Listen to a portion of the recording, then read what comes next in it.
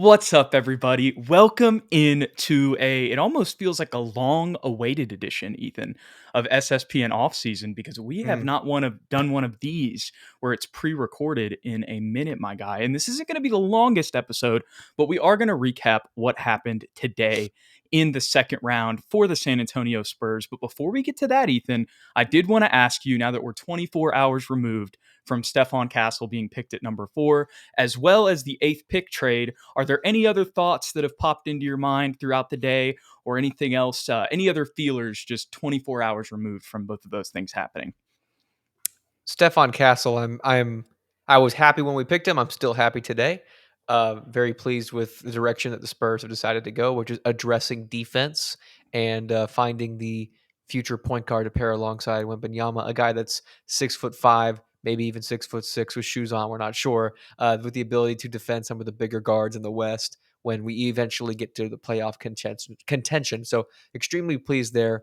The 8th pick last night, if you were watching the reaction, my initial reaction was shock and then slight disappointment. I can't lie, because I was looking forward to bringing in two rookies together, two top 10 picks together, and trying to pair them alongside one another.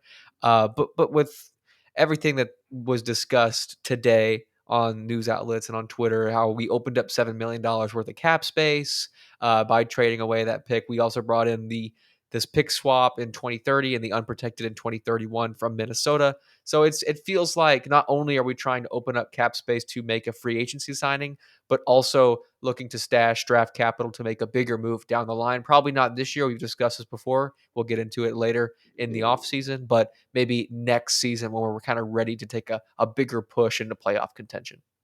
Yeah, absolutely, Ethan. I'm going to repeat a lot of the things that you said there. But with Stefan, just as the day has gone on for me, and, I've now that it's concrete and you can really like start to envision, a lot of the stuff, how he's going to look on the court. The one thing that I'm really excited about, and he talked about this in his one-on-one interview on YouTube with Ken's Five and Nate Ryan, their sports reporter there.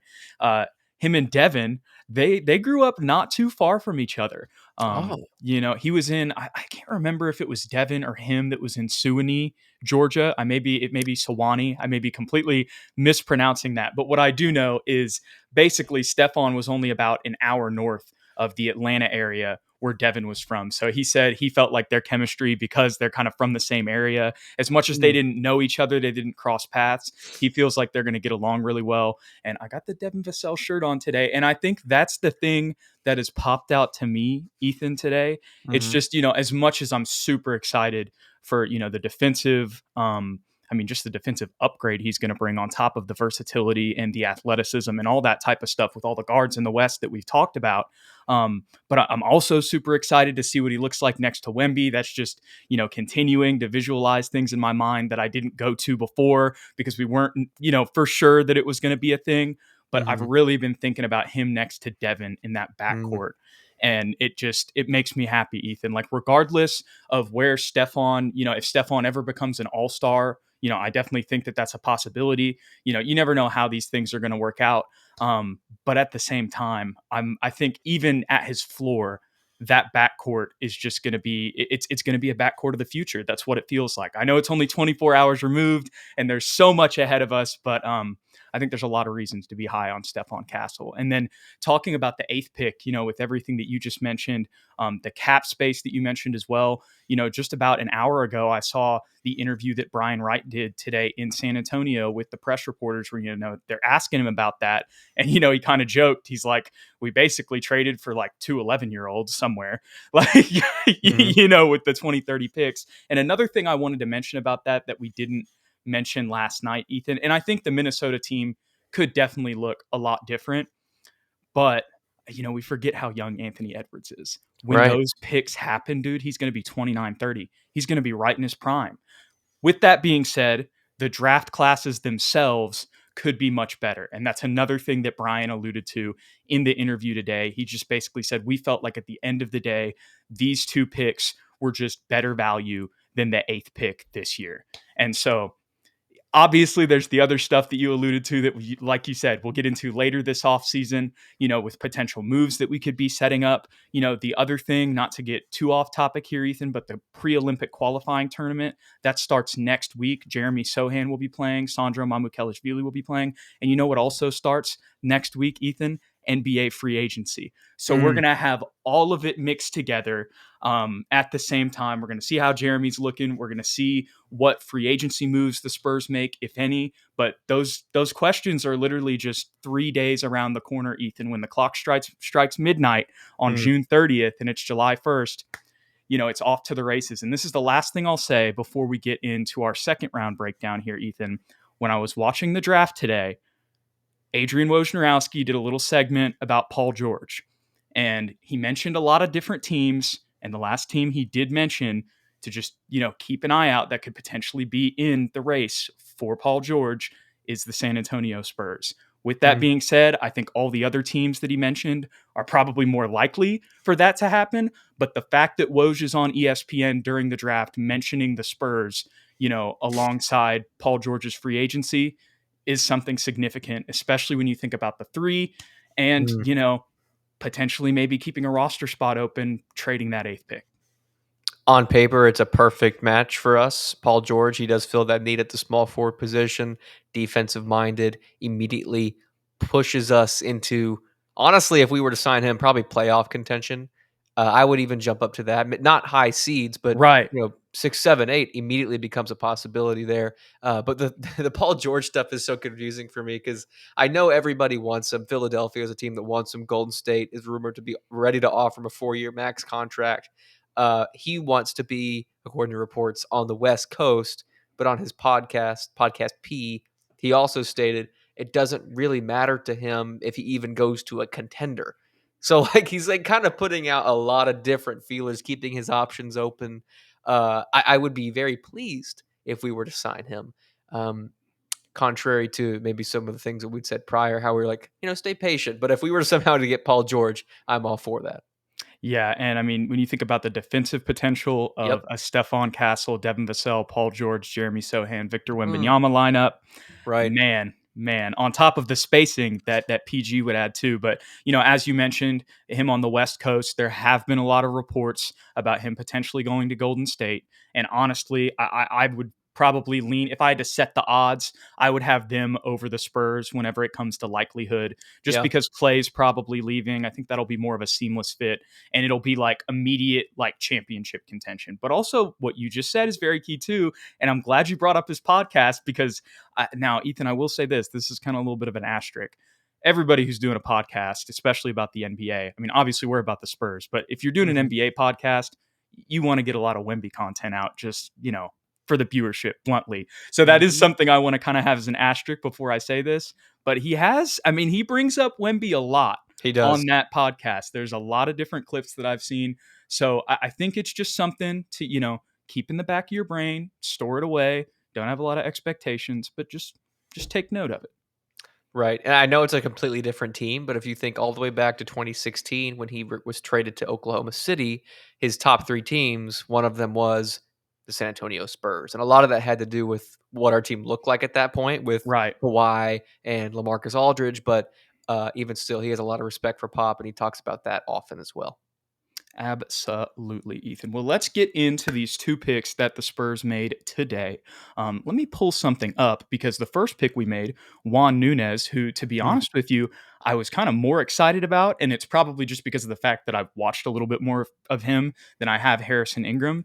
He is actually most likely going to be stashed overseas, Ethan. I'm about to get a little write up that Jeremy Woo of ESPN did basically to confirm it. Um, and let me see if I can find it here. Here we go. Nunes is expected to be a non-roster stash selection for the Spurs, who have a strong history of finding international talent and will let the Spanish playmaker develop in Europe. One of the top passers in the draft, Nunes could be an eventual depth option for San Antonio. And the other thing I will read is what I sent you earlier today, Ethan. And this is what Jonathan Gavoni had to say about Juan Nunes as well. I'm excited to see where Juan Nunes gets drafted today. The 6'5" Spanish guard is arguably the best pick and roll playmaker in this class, an absolute magician with the ball who makes creative, decisive reads and picks apart defenses with spectacular vision and flair. Obviously, this is, pretty high praise for a second round pick, and we're stashing him for a reason. And I trust, the Spurs front office's intel and their decision making on that. But the other thing that I thought about when I read that and found out, for sure, like we're probably going to stash him, is he's going to be in the G League this year anyway, like Mhm. regardless. Like, because the other option that I was thinking before it came out was, okay, we can buy out Devontae and then he can be the third string point guard, play in Austin. And here's the thing, Trey Jones does only have 1 year left on his deal. And with Nunes' shooting ability, as well as the crazy flash and playmaking that he's shown on his tape as well. I mean, there's a reason why Gavoni called him the most creative passer in the draft overall. But at the same time, it's probably going to be him playing in overseas for another year is going to be the equivalent of him playing in the G League this year. And Mhm. then we'll also, like, if he doesn't develop the way that we want him to, then we don't have to bring him over and like waste a roster spot on potentially making a move that we just talked about. Does that all make sense? 100%. Excuse me. And another thing, like if he's playing overseas, that tape that we'll be able to watch will probably be more meaningful than what he would be able to gather from the G League if he were to play a year with them. Yeah, and I know he was in the LNB Pro B League, which is the German league, but I think that's associated with the French league because they're Mhm. LNB Pro A, so it's the same name. Maybe he ends up like upgrading and playing in the French league this year, True. which would also kind of give us, more of a better idea. And also, I think that would probably be more high stakes, definitely more high stakes, intense environments whenever it comes to the playoffs over there. And with all the prospects that we've been getting from the LNB, if he were to go over there and play there next year and do well, that would definitely give us more confidence, to bring him to the main roster. But the last thing I'll say about Juan Nunes is he also did have a really solid performance.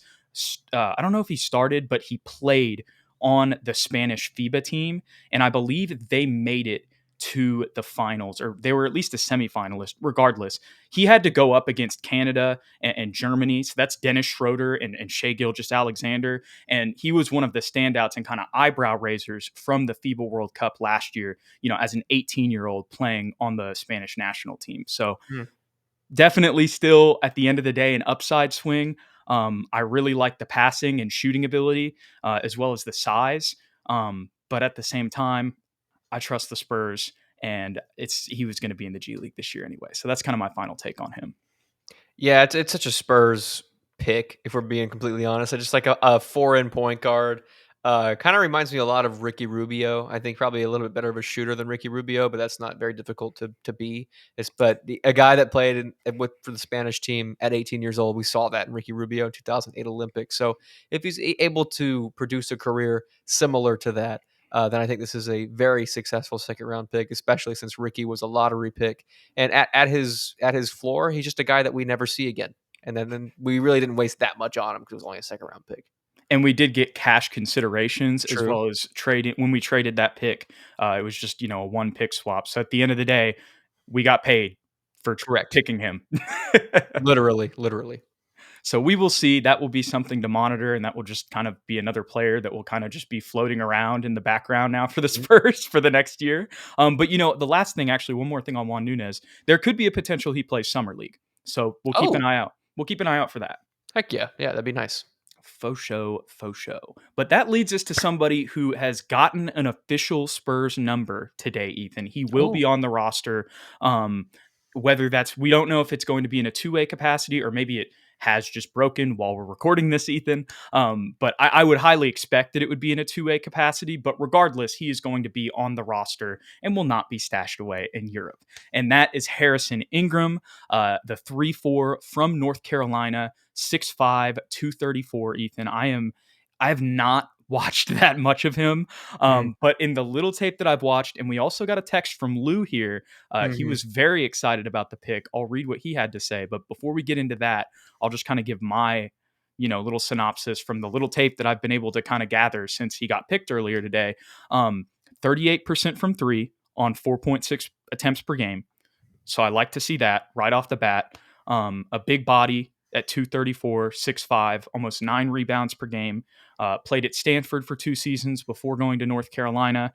Um, Honestly, the player comp that I was thinking about, Ethan, and when I say this, I think his ceiling is, a high level bench player, if I'm Mhm. just being honest. But he's kind of a little bit of a mix of, and I don't know if he's as good defensively as the person I'm about to mention, but in play style and role on their team, I see shades of Keldon because he's 6'5", 230, and he uses his body a lot. I would say he has a little bit more of a post game than Keldon, but just the way that he uses his shoulder, to muscle people inside and crashes the boards and plays hard with intensity. And then a little bit of Herb Jones. And the reason Mm, I have that is because of his length and defensive versatility. And that's why I kind of opened it up to preface. I don't think he's as good as Herb Jones mhm. defensively. It's just in the sense that he's going to be a versatile defender, long armed, and then, can kind of just be a spot up shooter otherwise. Yeah, I haven't dived into him that much either. Just read a couple different draft profiles and then like 5 minutes of his highlight reel. I totally see what you mean about the Keldon comparison, especially just size and offensively. Kind of either bull in China shop or taking a three right now. Not much of a handle. He's not going to put the ball on the floor. I think he's a subpar free throw shooter as well. I don't remember his exact numbers there. I'll look that up. Um, which is obviously not a great sign, but something that can be improved. I think it might have been like 62%. And I think his biggest strength from what I read was his defense for sure.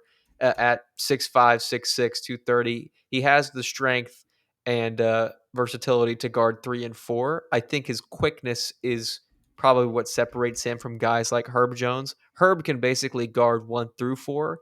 I would Hmm. say Harrison Ingram's probably just guarding 3s and 4s with not a lot of switchability to some of the quicker guards, but that doesn't mean that he can't contribute at a high level off the bench. I think that's probably his ceiling as well. And whether he'll play with the Spurs actual team next year, I don't see it because he'd probably be playing similar roles and minutes to CD Sissoko. And I just think the Spurs would rather give CD those minutes, especially going into his second year than a Harrison Ingram. But he's from Dallas, Texas, so he's coming home to Texas, and it's a nice value pick in the second round.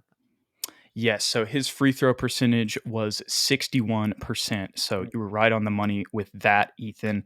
I guess the only other thing that I would say is also he's just kind of like you touched on whenever you were talking about the Herb comparison. There is that he's just definitely more of, you know. I guess inside the arc, kind of like a big, as much as he can stretch the floor. Mm. Like you said, his quickness, he is very much as he can be switchable, and he does have length.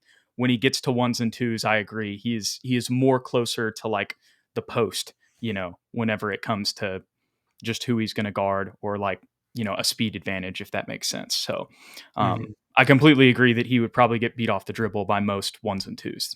I think a role he could carve out for himself, just to give Lou some saucy takes. The comp that he sent us was Yeah, PJ Tucker, sort of. I think if he is able to carve out a career like that, that would be perfect. He has the tools, he has the build. It's just a matter of I think his quickness translating, and then obviously consistency is key for these second round picks, being able to take advantage of an opportunity. absolutely. Just to read what Lou said, because we said we would. Guys, the Ingram pick is an amazing rebounder, a tough Yes. defender, connective 3-4. But notice he says specifically 3-4 there. So I thought that was a great thing that you picked up earlier. And an improved shooter built in shades of PJ Tucker. I like that. Um, but the last thing that I will say on this, Ethan, is one, I'm excited to see him in Austin with Jamari Bouye and Raekwon Gray. That's Mm. going to be the squad out there, and Serge Abari Rice. Probably he Ooh, might still be there at the two. Um, probably. and then the second thing I'm going to say is also Kevin O'Connor came out and he was very high on this pick for us. Mm. I'm not. I'm kind of in the middle a little bit on it. We'll see how it plays out. It's going to be a two-way. You know what I mean? But he was actually like he thought it was a real steal for us. He posted his draft profile, excuse me, and he was like, I think like this is a perfect fit for the Spurs. So there's that for what it's worth. Heck yeah! I mean, this could be like a Lou Dort type guy for us, I guess. He's not explosive. He doesn't necessarily have like the Yeah, crazy like a bigger potential. Lou Dort. Yeah, it's a bigger Yeah. Lou Dort, and that's something that we don't necessarily have, I feel like. We haven't gotten just, like, a grit and grind guy like that, so maybe this is who it is. Yeah. There you go. Okay, one last thing because I can't believe, or I uploaded it into the restream and I forgot to show it. Ah, yes. There we go. Victor Wembanyama and Juan Nunes. So if he does ever become a Spur, there is a little bit of a Wemby connection there, Ethan. My guy wants that's a very that's not the most, charming picture of my guy Juan Nunes. Don't let No, that be the basis for how everyone looks at him. he looks very distressed there. I don't know He if he does. just lost, but he has the net around his neck. So I Mm, feel like that would be for the winning team. But regardless, a little bit of history there. Him and Wemby have crossed paths, mm, and we will continue to cross paths with you guys as we continue with all of this off-season content mm. coming up. But that's going to wrap up this episode. Ethan, any final thoughts? Go Spurs go. We're finally into, concrete time for the San Antonio Spurs. A little less projection and guesswork here, which is what SSPN likes to do. Yes, Ethan. I was thinking about that exactly. We've got real games coming up and we've got real free agency starting in, just under 5 days or so. Mm. Let's go, baby. Let's go. Go Spurs go.